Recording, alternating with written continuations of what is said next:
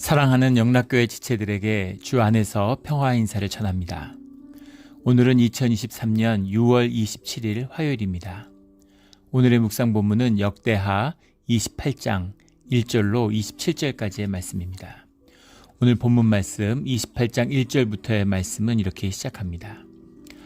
아하스가 왕위에 오를 때 나이가 20세라 예루살렘에서 16년 동안 다스렸으나 그의 조상 다윗과 같지 아니하여 여호와 보시기에 정직하게 행하지 아니하고, 아하스 왕이 등극하는 아하스 왕의 치세를 다루고 있는 거죠. 아하스 왕은, 아하스라는 이름은 이제 아하즈라는 데서 온 거죠. 아하즈입니다. 아하즈가 붙잡다, 꽉 붙잡는 건데 여호 아하스라고도 나오죠. 여호와를 꽉 붙잡는다 이런 말인데, 이름과는 정반대의 삶을 살았죠. 므낫세와 함께 거의 이 최악의 왕이 아닌가 싶어요. 이스라엘 역사에서 므낫세 정도가 아하스를 넘을 수 있는 왕이고 정말 최악의 왕이었습니다. 여호와의 보시기에 정직하게 행하지 아니하고, 이 의미는 산당을 제하지 않았다. 보통 정직하게 행했는데 산당을 제하지 않았다라는 것을 쭉 왕들이 들었죠. 그러니까 주님의 어떤 율법이나 법치 같은 건 이루어지는데, 그런데 주님의 뜻에 합하는 그런 왕은 못됐다라는 표현이었습니다. 그런데 여호와 보시기에 정직하게 행하지 않았다라는 건 공의가, 율법이, 법체계도 무너졌다는 거죠. 이것은 무슨 의미냐면 단순히 주님의 뜻에 합하고 정의를 세우는 게 아니라 법 집행 이런 데서도 공정하지 못한, 그러니까 나라의 기강이 뿌리부터 흔들리는 그런 일들이 벌어졌다라는 거죠. 그러니까 최악인 것이죠. 그래서 정말 최악의 왕입니다. 왜 그렇게 됐을까? 왜 아하스는 이렇게까지 이 안에 있었던 역대 그 왕들의, 선조들의 왕의 안에 있었던 그런 하나님을 향하는 마음과 세상을 향하는 두 가지가 있었는데, 그런데 결국은 악화가 양화를 구축한다고 그러죠. 악이 모든 것을 잠식하는 그 열매로 꽃피운 것이 아하스의 통치의 시기인 거죠. 이스라엘 왕들의 길로 행하여 바알들의 우상을 부어 만들고, 주님을 섬기는데 진심으로 다하지 못하는 것도 문제인데, 진실로 나가지 못하는 것도 문제인데, 자원하는 심령으로 나오지 못하는 그런 문제가 아니라 바알의 우상을 부어 만들었다. 아하스 왕 때 우상 숭배는 이제 차원이 다른 차원으로 이제 가게 되는 겁니다. 3절에 또 흰놈의 아들 골짜기에서 분향하고, 여호와께서 이스라엘 자손 앞에서 쫓아내신 이방 사람들의 가증한 일을 본받아 그 자녀들을 불사르고. 믿어지지 않는 표현이죠. 흰놈의 아들의 골짜기라고 하는 것은 이제 오늘날 에르라바비라는 땅이라고 하는데, 이 예루살렘의 그 남서쪽에 있는 그 성전산과 멀지 않은 곳이라고 그래요. 여기가 한 20년 됐나요? 발굴이 됐는데, 여기서 수만 개의 아기 유골이 나왔다고 그러죠. 흰놈의 아들 골짜기라는 건 이때 이름은 아니고 후대에 가서 이 우상 숭배가 극심해지는 므낫세 이후의 일이죠. 그런 흰놈의 아들의 골짜기다, 이런 표현을 받게 된 건데, 해골의 못 이렇게도 불리고, 그러니까 정말 하나님이 싫어하는 것 중에서 제일 싫어하는 일이죠. 그런 우상 숭배 중에서 최악의 우상 숭배, 자식을 갖다가 몰렉 숭배잖아요. 불을 피워가지고 몰렉 우상을 만들어서 그 청동의 몰렉 우상을 벌겋게 청동 우상을 달구는 겁니다. 거기다가 애를 던져 넣는 거예요. 최고의 우상 숭배인데 최고의 헌신이죠. 자식을 바쳤는데 더 할 게 뭐가 있겠습니까? 근데 그런 종교 우상 숭배에 아주 극을 다하는, 극까지 가는 최악의 것을 보여주었다. 이방 사람들의 가증한 일, 주님이 가장 싫어하는 일을 예루살렘에서 했다는 거죠. 그러니까 믿어지지 않는 그런 타락입니다. 이것이 이제 우상 숭배의 본질이죠. 내가 우상 숭배를 한다고 생각하잖아요. 내 기쁨을 얻는다고. 마약 같은 거죠. 마약이 정말 악마적이잖아요. 내가 기쁨을 얻고 내가 즐거움을 얻으려고 마약을 해요. 근데 마약이 나를 먹어버리는 거죠. 그래서 내 의지를 컨트롤할 수 없고, 내가 내 즐거움을 위해서 마약을 하는 것이 아니라 내가 마약에 묶여서 마약이 마약을 먹는 겁니다. 더 이상 내 신경계, 내 뇌, 나의 신경 전달 물질이 나하고 상관없는 것이죠. 나는 그냥 종인 거예요. 거의 노예인 거죠. 그래서 완전히 먹혀버리는 그런 일이 벌어지는 거죠. 세상에 정신이 멀쩡한 사람이 어떻게 자식을 바칠 수가 있습니까? 이게 사람이 할 수 있는 짓인가요?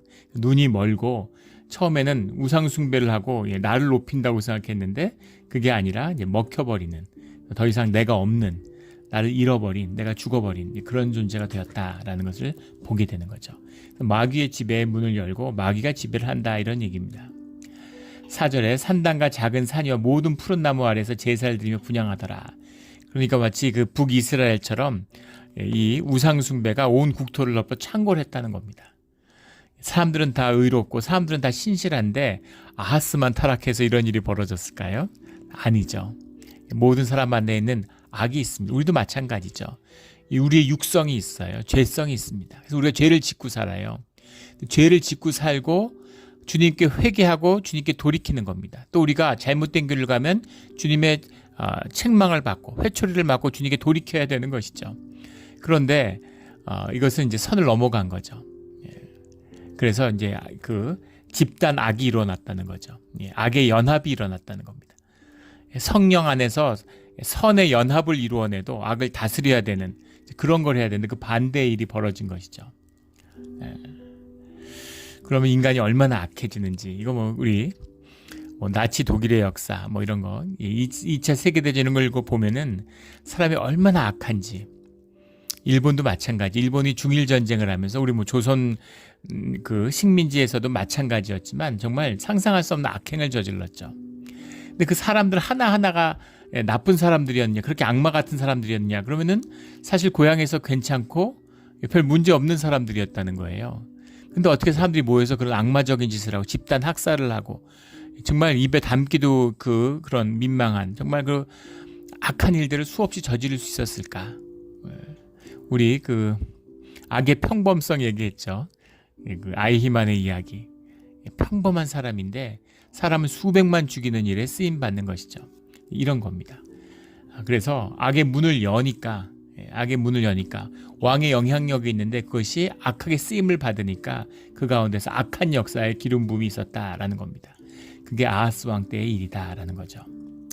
5절에 그러므로 그의 하나님 여호와께서 그를 아람 왕의 손에 넘기심에 그들이 쳐서 심히 많은 무리를 사로잡아 다메섹으로 갔으며 또 이스라엘 왕의 손에 넘기심에 그가 쳐서 크게 사륙하였으니, 오늘 이제 여러 가지 사건들이 나오는데 사실은 다 한 사건이죠. 아람 왕과 이스라엘 왕이, 아람과 이스라엘이 싸웠죠. 아람이 올라오고 이스라엘도 공격이 세져서 둘이 계속 싸웠는데, 그런데 유다와 이스라엘이 손을 잡고 아람에 맞섰습니다. 그렇게 계속 싸웠죠. 그런데 어떻게 이스라엘과 아람이 손을 잡았을까? 그렇게 둘이 손을 잡은 이유는 사실은 아수르라고 하는 세계 제국이 부상하고 있기 때문인 거죠. 거기가 아수르가 이제 국경을 맞대고 있으니까 이제 계속 아람이 영향권, 시리아 쪽으로 밀려 내려오고 있는 겁니다. 거기에 대항하자고 이스라엘과 손을 잡았는데 거기에 유다도 들어와라 그러는데 유다가 안 들어가는 거죠. 그래서 이제 이런 전쟁이 나는데 아람이 쳐들어오고 이스라엘이 또 쳐들어온 게 아니라 사실은 아람과 이스라엘이 손을 잡고서 유다를 먼저 손봐야 되겠다, 이런 겁니다. 뒤에 가면 아수르와 손을 잡는 얘기가 나오죠. 이게 다 사실은 긴 역사에서 일어난 일이 아니라 아하스의 초기 3년 안에 다 일어난 일들입니다. 이 두 번째, 세 번째 일어났던 일들, 굉장히 급박하게 진행된 역사적 사건이에요. 그런데 하나님께 의지해야지 이 모든 것을 이겨내고 헤쳐나갈 수 있다라는 것을 성경이 누누이 말씀하고 있는데, 분명히 하나님의 민족이고 제사장된 민족이잖아요. 제사장된 민족으로 주님의 백성으로 부름을 받았는데 우상숭배의 민족이 된 거예요. 하나님의 이름을 더럽히는 민족이 된 겁니다. 주님의 치시는 거는 주님이 그것을 이제 바로잡으려고 하시는 거죠. 사람과 이스라엘을 이용해 가지고 유다를 치셨다는 겁니다. 여기 주님의 역사가 있다는 거죠. 그런데 뭐 큰 싸움이 될 수도 있고 사실 둘이 연합해서 유다가 이길 수도 있죠. 그런데 하나님이 아람과 이스라엘의 손을 들어주셨다는 겁니다. 그러니까 뭐 싸움이 안 되는 거죠. 이는 그의 조상들의 하나님 여호와를 버렸습니다. 하나님 여호와를 그거밖에 믿을 게 없는 민족인데 그걸 버렸으니까 뭐 유다에 뭐가 있겠어요. 우상 숭배하고 막 육신을 이렇게 막 긍정하면, 삶의 욕망을 긍정하면 경제가 발전하고 나라가 부강해질 것 같죠. 근데 결코 그렇게 되지 않는다는 겁니다. 이게 그 영의 비밀이에요. 역사의 섭리입니다. 그 유럽에서 제일 잘 사는 나라가 이제 스위스죠. 제일 잘 사는 나라 중에 하나가. 스위스에서 제일 잘 사는 도시가 제네바입니다. 제네바에 가면 정말 젖과 꿀이 흐르는 도시구나 하는 걸 느낄 수 있어요. 정말 부유하구나 하는 걸 느낍니다. 근데 제네바에 가면은 제네바에서 막 이제 차가 막히는 겁니다. 그 출퇴근 시간이 되면 제네바가 뭐 인구가 많은 도시가 아닌데 차가 막 막혀서 난리예요. 스위스 사람들이 막 불평을 합니다. 프랑스 놈들 때문에 이렇다고. 프랑스 사람들이 이제 다 제네바에 돈 벌러 오는 거예요.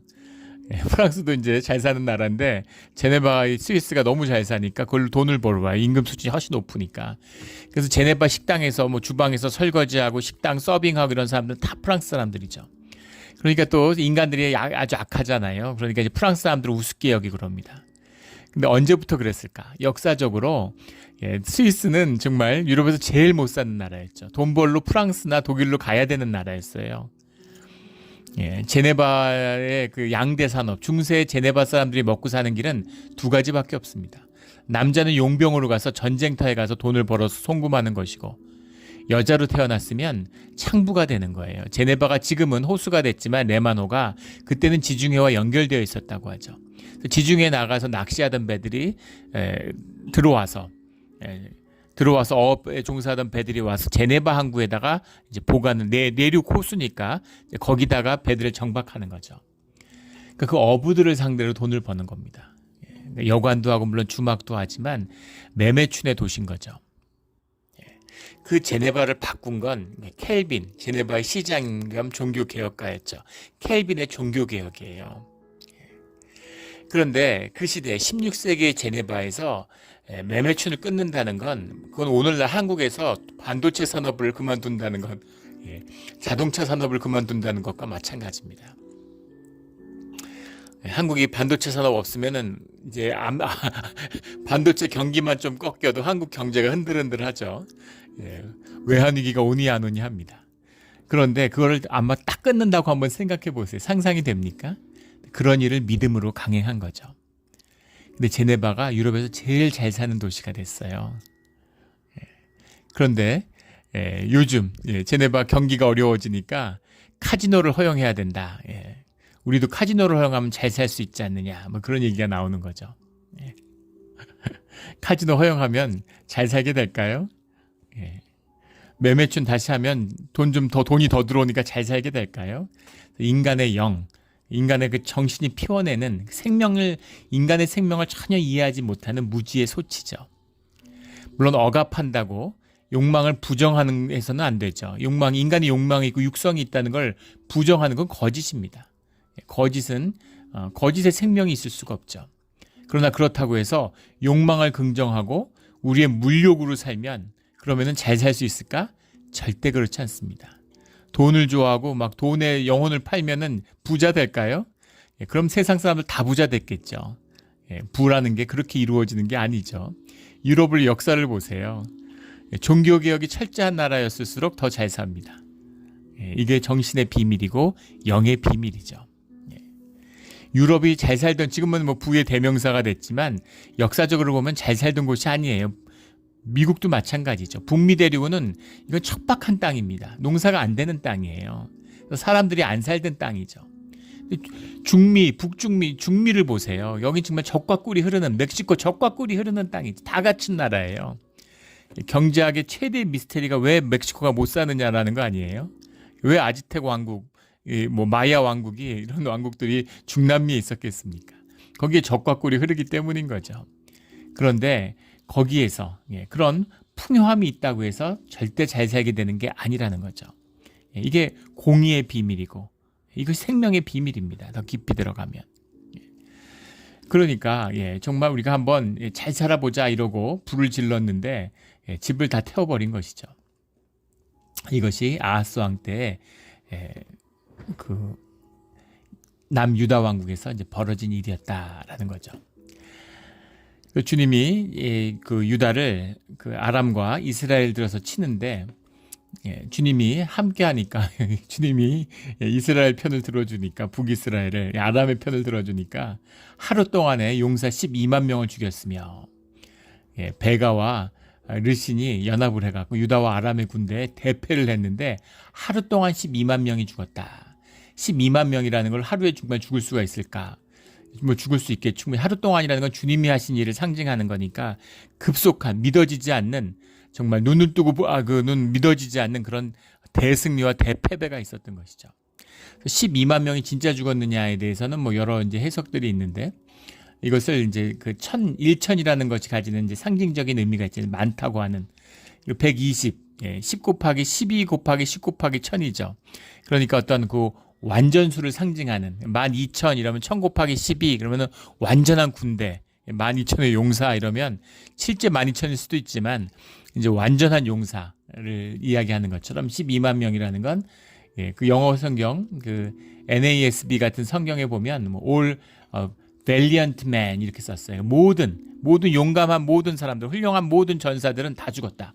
그러니까 싸울 만한 사람들, 그러니까 철저한 패배를 당했다는 겁니다.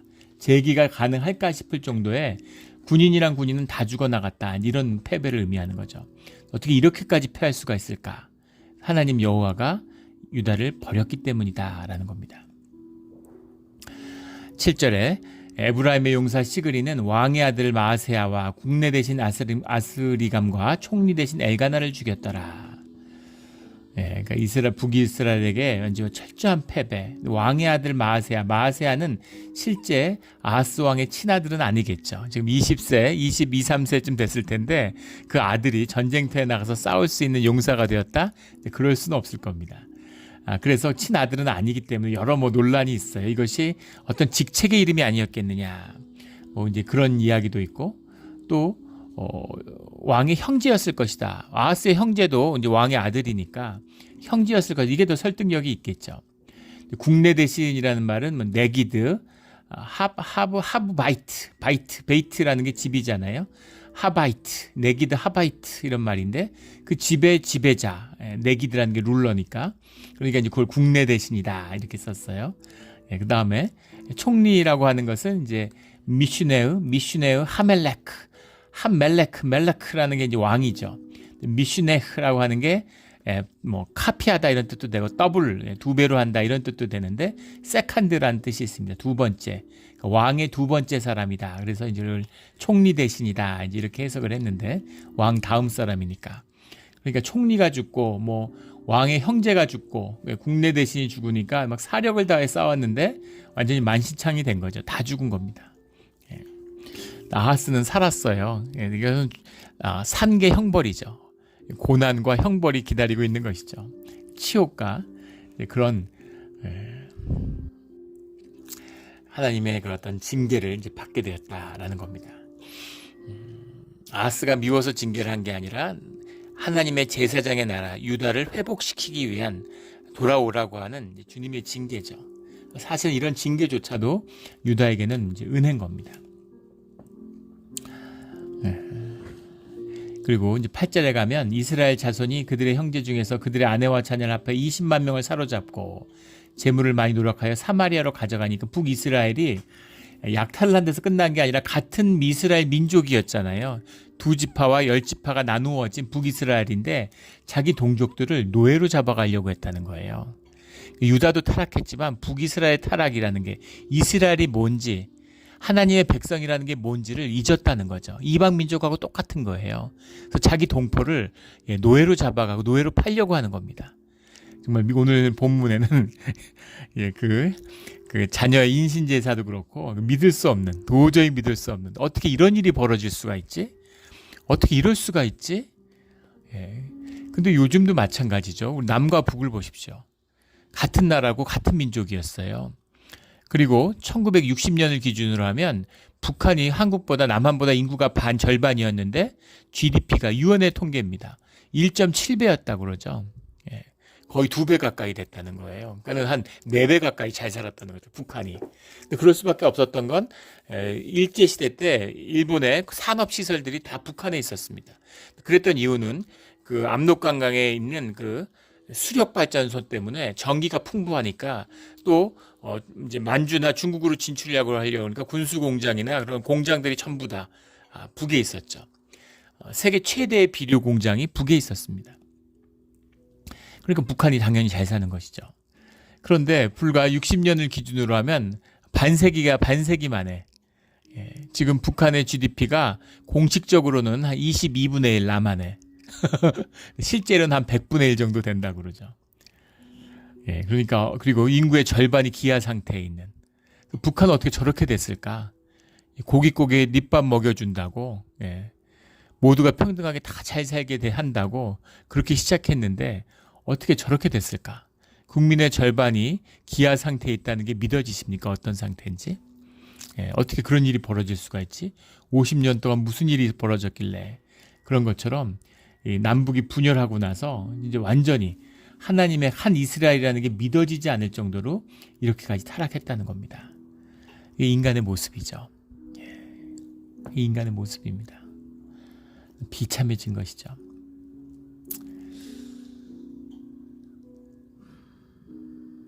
구절에 그곳에 여호와의 선지자가 있었는데 이름은 오뎃이라. 이때도 주님의 말씀을 받은 주님 앞에 기도하는 깨어있는 오뎃이라는 하나님의 사람이 있었다라는 거죠. 하나님과 함께하는 하나님의 신비고 또 주님이 인도하시는 또 영의 역사입니다. 근데 그가 사마리아로 돌아오는 군대를 영접해서 그들에게 이르되 9절에 너희 조상의 하나님 여호와께서 유다에게 진노하셨으므로 너희 손에 넘기셨거늘 이 일을 행한 것이 하나님 여호와신데 그런데 너희의 노기가 충천하여 사륙하고 노기가 충천했다라는 말이 자파라는 말, 자프라는 말인데 자프라는 말이 이제 스토밍, 폭풍우 이런 말입니다. 아마 그 노가 막 이렇게 올라오는 이제 그런 것이죠. 그래서 막 약간은 막 그냥 화를 내는 게 아니라 완전히 get mad 영어로 하면 미쳐서 이렇게 막 화내는 거 이런 것처럼 노기가 충천했다는 겁니다. 그런 식으로 사륙을 하고 잔인함 얼마나 잔인하고 전쟁이 나면 잔인한 일이 많죠. 그런데 너희들이 이렇게 잔인하게 할 수가 있느냐 얼마나 눈뜨고 볼 수 없는 참혹한 일들이 벌어졌는지를 볼 수 있는 겁니다. 너희 같은 동포한테 그럴 수가 있느냐 이런 책망의 말씀을 선포하고 있는 것이죠. 이제 너희가 또 10절에 유다와 예루살렘 백성들을 압제하여 노예로 삼고자 생각하는도다. 그러나 너희는 너희 하나님 여호와께 범죄함이 없느냐. 중요한 말씀이죠. 너희는 너희 하나님 여호와께 범죄함이 없느냐. 우리도 마찬가지죠. 우리가 선악과 열매를 맺어서 눈이 밝아져서 남의 죄를 잘 봐요. 그리고 주님의 형상이 있기 때문에 정의에 예민합니다. 그래서 공의의 심판을 내가 하려는 거죠. 근데 나는 심판하는 심판자가 아니죠. 주님만이 심판자십니다. 우리는 죄인이에요. 그래서 심판할 필요가 없는 겁니다. 예전에도 나눈 적이 있었죠. 제가 예전에 알던 몽골에 선교사님이 계셨는데 아주 좋은 분이죠. 근데 한국 교회를 왔는데 한국 교회가 막 이렇게 타락하고 뭐 부패하고 이런 것들을 보면서 너무 비통해서 그래서 금식 기도원에 가서 그 일주일 동안 금식을 하면서 주님께 부르짖어 기도하셨다는 거예요. 울부짖었다는 거죠. 주님 정말 한국 교회를 버리시는 거냐고 어떻게 한국 교회 이대로 방치하실 수가 있느냐고 비통해서 기도했는데 주님의 음성을 받으셨다는 거예요. 그래서 주님이 너나 잘하라는 말씀을 주셨다는 겁니다. 그게 참 주님의 말씀인 것은 그 말씀을 받으니 그렇게 마음이 편안해지고 모든 마음의 무거운 짐을 내려놓고 기쁜 마음으로 다시 몽골로 갈 수 있었다. 이런 고백을 들었습니다. 그것이죠. 네가 정죄하고 네가 심판보좌에 앉아서 정죄하지 말고 판단하지 말고 너는 신실하게 주님의 삶을 오늘 하루를 기쁨으로 살아라라는 겁니다. 내가 알아서 할게 그거는 그런 거죠. 그런 겁니다. 우리는 누구도 정죄할 필요가 없죠. 주님 안에는 정죄가 없습니다. 우리 모두 다 죄인인데 죄인이 무슨 죄인을 정죄하겠어요. 재판받으러 나왔는데 자기는 30년형 받으면서 옆 사람한테 무기징역 받은 사람한테 아니 사형을 내려야지 왜 무기징역 주냐고 재판장한테 따지는 게 있을 수가 있습니까? 그런 것이죠. 너희는 너희 하나님 여호와께 범죄함이 없느냐. 너희가 하나님의 쓰임을 받는데 거기에 충실하지 못하고 너희의 분노와 진노를 쓴 것도 잘못인데 하물며 너희가 심판자가 돼서 심판 보좌에 앉느냐. 이런 이야기입니다. 이런 얘기는 하나님을 거스르는 것이죠. 하나님의 쓰임을 받았는데 하나님의 이름을 더럽히고 하나님의 목적을 틀리게 하면은, 하나님의 성령을 거역하면 그것은 씻을 수 없는 범죄입니다. 그건 앞에 있는 회초리 맞는 거하고 전혀 다른 차원이에요. 그건 완전히 다른 이야기가 되는 것이죠. 그런 징계가 너에게 있을 줄 모르느냐 이런 거죠. 11절에 여호와의 진노가 너희에게 임박하였다. 진노가 임박하였다. 이제 그런 선포가 나옵니다. 임박했다라는 말이 하론이라는 말인데, 이게 하라흐라는 말이 원형이죠. 하라흐라는 말은 이제 불탄다라는 말도 있고 붉어진다. 아주 벌게지는 것이죠. 용암이 끓어서 벌게 시뻘개지면 이게 넘치잖아요. 그런 것처럼 벌게지는 것. 이게 하론, 하라흐라는 말입니다. 지금 진노가 지금 눈앞에 닥쳤는데 너희들이 그걸 모르느냐 이렇게 얘기합니다. 그러니까 이 에브라임의 자손의 지도자들이 나서서 이걸 못하게 막아요. 포로를 돌려주라고. 그러니까 이스라엘이 아주 망하진 않고 아직도 은혜가 남아 있는 것이죠. 너희가 행하느니 우리를 여호와께 허물이 있게 함이니 우리의 죄와 허물을 더하게 함이로다. 우리의 허물이 이미 커서 진노하심이 이스라엘에게 임박하였느니라. 이 선지자의 말씀을 듣고 그리고 그 말씀에 순종하는 자들이, 주님의 말씀에 순종하는 지도자들이 아직 이스라엘에 있었다는 겁니다. 반전의 기회가 있는 거죠. 아직은 은혜가 다 마르지 않은 겁니다. 우리 삶 가운데 늘 은혜의 이 마중물이 끊어지지 않는 우리의 삶의 자리가 되기를 주의 이름으로 축원합니다. 죄와 허물, 우리 수없이 성경에서 나오는 단어죠. 죄라는 건 하타라는 말, 우리 가장 기초이잖아요. 우리 성경에 죄라는 거, 하타라는 건 관역을 벗어났다. 활을 쏘았는데 관역을 벗어나는 거죠. 그래서 하나님의 뜻에 합하지 않은 모든 것은 다 죄가 되는 겁니다. 세상의 죄와는 다른 것이죠. 내가 예배를 드렸어요. 근데 신령과 진정으로 예배를 드리지 못했습니다. 하타죠. 죄를 지은 거예요. 주님의 뜻에 합하지 않는 우리의 삶의 자리, 이것이 하타입니다. 그런데 허물이라는 건 뭐냐면 아샴이라는 말인데, 이 아샤나흐 그렇게 되어 있는데, 이게 아샴이라는 게 원형이죠. 아샴이라는 것은 법적인 유죄입니다. 법적인 유죄예요. 이런 겁니다. 내가 이렇게 이렇게 배고프고 돈도 없고 배가 고픈데 만두 가게 앞을 지나가는 겁니다. 만두가 이렇게 김이 모락모락 나는데 너무너무 먹고 싶은 거죠. 근데 마음속에 저거 하나 훔쳐 먹을까 하는 거예요. 저거 하나 아무도 없는데 내가 하나 훔쳐 먹고 그냥, 아니면 하나 들고서 뛰어갈까? 이런 마음이 드는 거죠. 근데 그러지 말아야지 하고 하지 못했어요. 용기가 안 나고 엄두가 안 나는데 진짜 훔쳐 먹고 싶었지만 참았습니다. 이것이 하타예요. 도둑질하고 싶은 마음이 나를 사로잡았던 것, 이게 하타입니다. 그런데 아샴은 뭐냐면 들고 뛴 거죠. 만두를 들고 뛰어가지고 내가 먹은 거예요. 그러면 그게 아샴이 되는 겁니다. 내가 도둑질하고 싶은 마음이 있었지만 도둑질을 안 했어요. 무죄죠. 세상 법정에서 행위로 나타난 게 없으니까 무죄입니다. 그런데 하샴은 뭐냐면, 그래서 붙들렸어요. 도망가다가 잡혔어요. 그러면 뭡니까? 훔쳤으니까 절도죄가 되는 거죠. 그러면 하샴이 되는 거죠. 이걸 허물이라고 해석했는데, 죄와 허물. 그래서 우리의 죄와 허물을 더하게 함이로다. 너희가 지금 한 집도 아주 죄가 많은데 지금 거기다가 허물, 돌이킬 수 없는 그런 죄를 지으려고 하느냐? 이런 죄를 지면 너희는 돌이킬 수 없어. 동포를, 형제를 노예로 팔면 여기에 대한 대가, 진노를 반드시 치르게 돼. 그런 것이죠. 그러자 이 말씀이 사람들을 깨웠어요. 이게 말씀의 힘이죠. 주님이 주신 말씀이고 우리가 하나님의 형상으로 만들어져 있기 때문에 하나님의 말씀이 임하면 그러면 깨어나게 돼 있습니다. 이게 비밀이죠. 내가 의식적으로 주님을 거부하지 않으면 말씀이 임하면 우리가 깨어나는 거죠. 그래서 그들이 포로를 맞고 노략하여 온 것 중에서 옷을 가져다가 벗은 자들에게 입히고, 그러니까 벌거벗겨서 끌려온 자들이 있다는 거잖아요.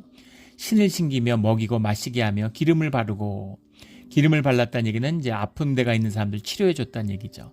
그 약한 자들은 나귀에 태워서 데리고 종려나무성, 여리고의 별명이죠. 여리고에 이르러, 여리고는 북이스라엘의 땅이지만 유다의 접경에 있으니까 거기까지 이렇게 잘 데려다가 그 나라 유다 땅으로 이제 너희들 들어가, 이렇게 해줬다는 겁니다. 그의 형제들에게 돌려준 후 사마리아에 돌아갔더라. 그의 형제에게 돌려준 후에 사마리아로 돌아갔더라. 그래서 이스라엘도 유다와 함께 하나님의 진노가 쏟아지는 것을 경험하는 것을 가까스로 피한 것이죠. 그런데 놀라운 반전의 반전이 있는데, 오늘 말씀은 16절에 그때 아하스의 왕이 아스루 왕에게 사람을 보내어 도와주기를 구하였으니, 그래서 이스라엘하고 유다 때문에 못 견디겠다, 아수르하고 손을 잡아서 아수르의 힘을 빌어서 한번 혼내줘야지, 이렇게 된 거죠. 근데 결과는 무엇이었냐면 17절에는 에돔 사람들이 다시 와서 유다를 치고 18절에는 블레셋 사람들도 남방 성읍들을 침노하니, 그러니까 동네 북이 된 거죠. 이스라엘을 둘러싸고 있는 나라들은 돌아가면서 한 대씩 다 때리는 거예요. 그래서 동네에서 몰매를 맞는 동네 북이 돼서 그걸 다 지배하고 다스렸는데, 이제 자기가 지배하던 모든 나라들한테 다 두드려 맞는 그런 유다가 되었다는 겁니다. 비참하죠. 그러면은 그 자기가 왜 이렇게 됐는가를 돌아보고 반성하고 주님께 가야 되는데, 그게 아니라 망하는 길로 들어섰다라는 겁니다. 이렇게까지, 왜 유다가 이렇게까지 비참해졌을까? 자기가 조공을 받고 다스리던 나라들한테 다 두드려 맞는 나라가 됐을까? 그 비밀, 그 이유는 100가지를 들어서 설명할 수 있었겠죠, 그 시대에. 그러나 그것은 하나, 19절에 여호와께서 유다를 낮추심이라. 여호와께서 유다를 낮추심이라. 주님이 낮추시는 겁니다. 방법이 없어요. 그러니까는 세상에서 다 쥐어 터져가지고 낮추고 또 낮추는 거죠. 이게 주님의 역사고 주님의 회복하심입니다. 모세를 보세요. 그 당시에 세계 제국이었던 왕궁에서 왕으로 자랐습니다. 거의 신적인, 유다 애굽의 바로는 신인데 지상에서 신으로 대접받는데 신의 형제로, 신의 아들로 자랐어요. 어떤 그 광령을 누리고 자랐을지 짐작이 되죠. 상상 이상이겠죠. 그런데 그것을 하나님의 사람으로 쓰임을 받게 하기 위해서 모세를 불러내서, 그래서 광야에서 처갓집에, 우리 옛말에 보리쌀 한 말만 있어도 처가 신세 난진다고 그러잖아요.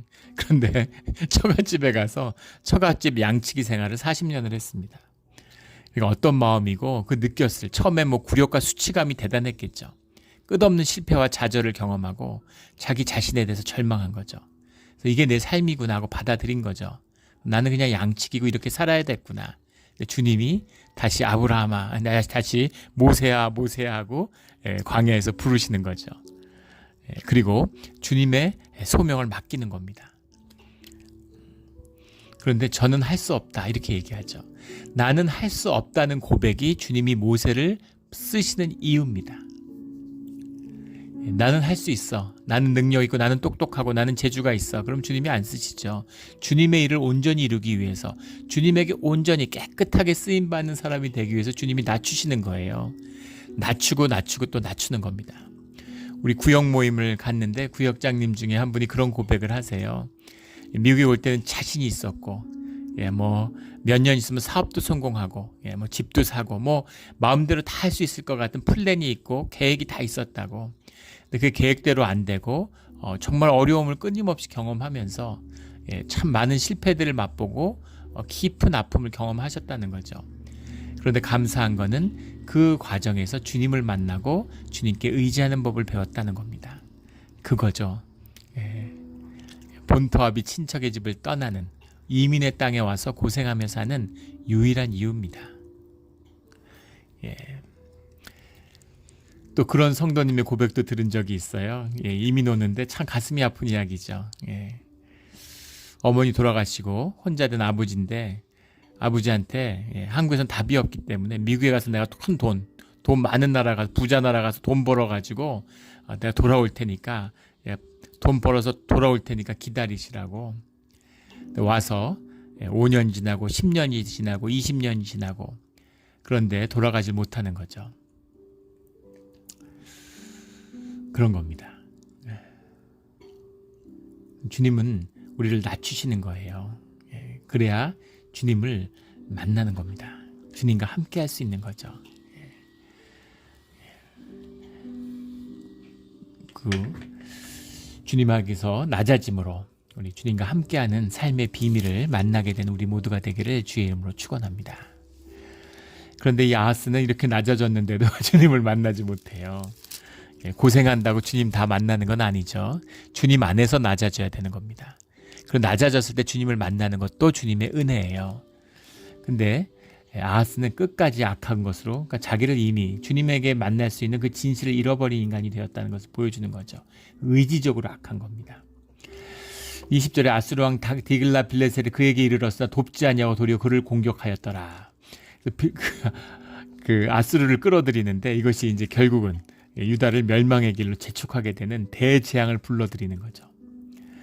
21절에 아하스가 여호와의 전과 왕궁과 방백들의 집에서 재물을 가져다가, 우리 그 정권인가요? 그 사드 사태가 터질 때 한번 보세요. 그 한국 대한민국의 어리석음, 위정자들의, 미국이 미군 부대 그걸 설치하려고 그러는데 처음엔 한국 정부한테 팔려고 그랬죠.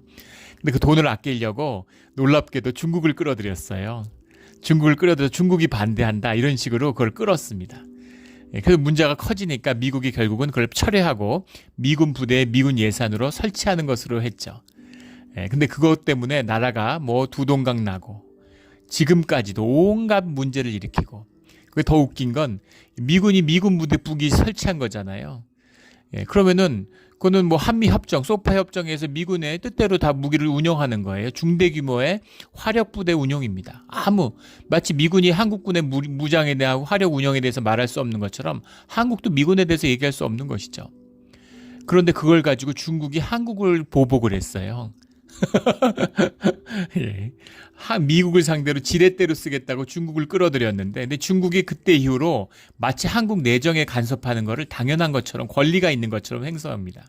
그래서 뭐 삼부를 지키라는 둥, 뭐 한국에 뭐 하는 중국의 허락을 받으라는 둥, 진짜 눈 뜨고 볼 수 없는 일들이 벌어지고 있죠.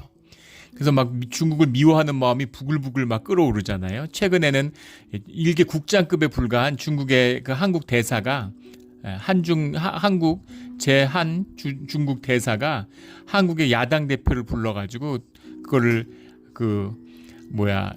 15분 동안 그 설교하듯이 자기가 일방적으로 중국의 입장을 얘기하고 막 겁박을 하고,